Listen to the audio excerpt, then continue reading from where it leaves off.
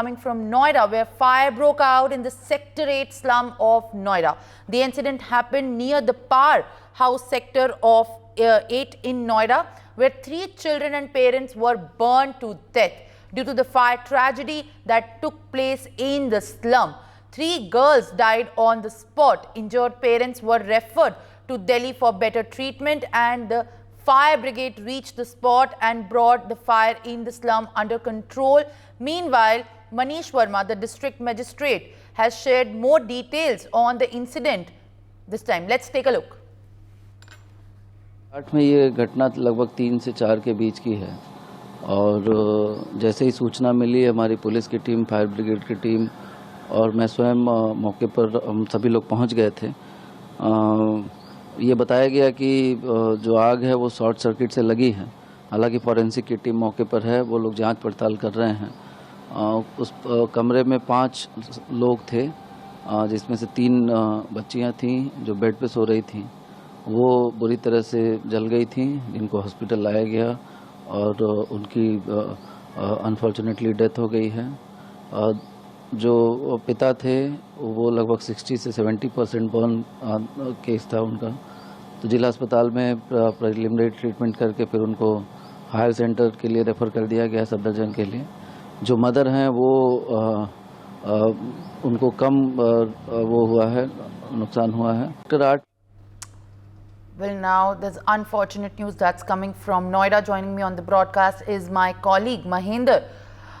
जिस तरीके से महेंद्र देखा जा रहा है, नोएडा में सुबह सुबह ये आग का हादसा हुआ है, बच्चियों के साथ पेरेंट्स को भी इंजरी हुई है। अब तक जो प्रोब हुआ, पुलिस गई, फायर डिपार्टमेंट गए और स्पॉट पे जाने के बाद जिस तरीके से उन्हें जानकारी मिली, क्या इस बात का समझ पाए हैं कि किस तरीके से आग लगी थी, उसका कॉज क्या था?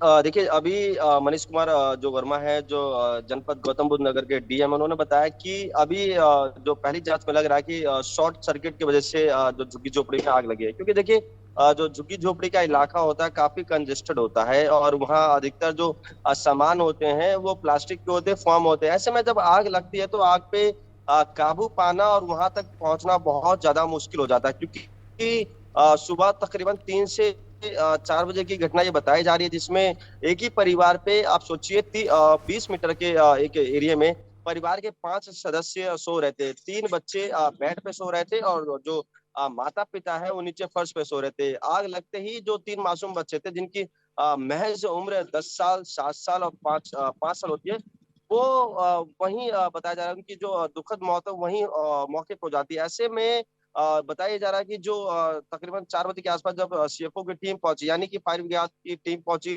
डीसीपी खुद वहां पहुंचे, जो डीएम है खुद वहां पहुंचे, उन्होंने तमाम जानकारी जुटाई, आसपास के लोगों से जानकारी जुटाई कि आग कैसे लगी। क्योंकि देखिए, झुग्गी झोपड़ी का जो इलाका होता है बहुत उसकी तंग गलियां होती है, यानी कि 5-5 फीट के या 2-2 फीट के इनकी जो गलियां होती है वहां साइकिल का गुजरना बहुत ज्यादा मुश्किल होता है। तो वहां आप सोचिए, फायर ब्रिगेड की टीम ने एक बड़ी मशक्कत के बाद वहां मौके पे या कहें ऑन द स्पॉट वो गई। तब फिर भी 2 जो लोग हैं, मम्मी और जो उनके जो माता पिता है, उनको भी वो बताया जा रहा है कि 60-70% वो भी आग के कहीं ना कहीं शिकार हो गए, यानी कि उनकी भी जो हालत है वो क्रिटिकल है। मगर 3 जो मासूम बच्चों की मौत हुई है, काफी दुखद घटना है। सुबह 3-4 बजे की घटना बताई जा रही है। डीएम ने साफ तौर पे ये भी कहा कि देखिए, हम जो आर्थिक सहायता होती है सरकार के द्वारा, उसके बारे में भी हम काम कर रहे हैं, तो ये जितना होगा हम परिवार की मदद करेंगे। वहीं मौके पे पहुंचे डीसीपी रामबदन सिंह ने ये भी कहा कि देखिए, जो 5 लोग उसमें थे, तो आग लगने से 3 बच्चों की मौके पे ही मौत हो गई। तो 2 लोग हैं, यानी कि जो उनके माता पिता हैं, उनको दिल्ली की सफदरजंग अस्पताल में भर्ती कराया, उनकी भी हालत नाजुक है, 60-70% वो भी जल गए हैं। इससे पहले भी जो नोएडा का जो झुग्गी झोपड़ी का इलाका है, सेक्टर 8, सेक्टर 9, सेक्टर 10, यहाँ तकरीबन सैकड़ों की संख्या में झुग्गी झोपड़ी है। अधिकतर जो झुग्गी झोपड़ी होती है टीन, प्लास्टिक और लकड़ी की बनी होती है, काफी कंजेस्टेड गलियां होती हैं। तो ऐसे में जब आग लगती है या सूचना लेट मिलती है, क्योंकि देखिए तड़के सुबह की घटना है, लोग गहरी नींद में होते हैं, 4 से 3 के बीच ये जो समय होता है काफी गहरी नींद में होते हैं। ऐसे में ये भी हो सकता है कि आग बहुत पहले लग गई हो, अंदर बच्चों का दम घुट रहा हो, क्योंकि झुग्गी झोपड़ी में प्लास्टिक का सामान और तमाम ऐसी चीजें होती हैं जिसमें धुआं बहुत ज्यादा उड़ता है। तो ये भी हो सकता है कि बच्चों का दम घुटने से मौत हुआ हो। For more such videos, subscribe to the NewsX YouTube channel, hit the bell icon.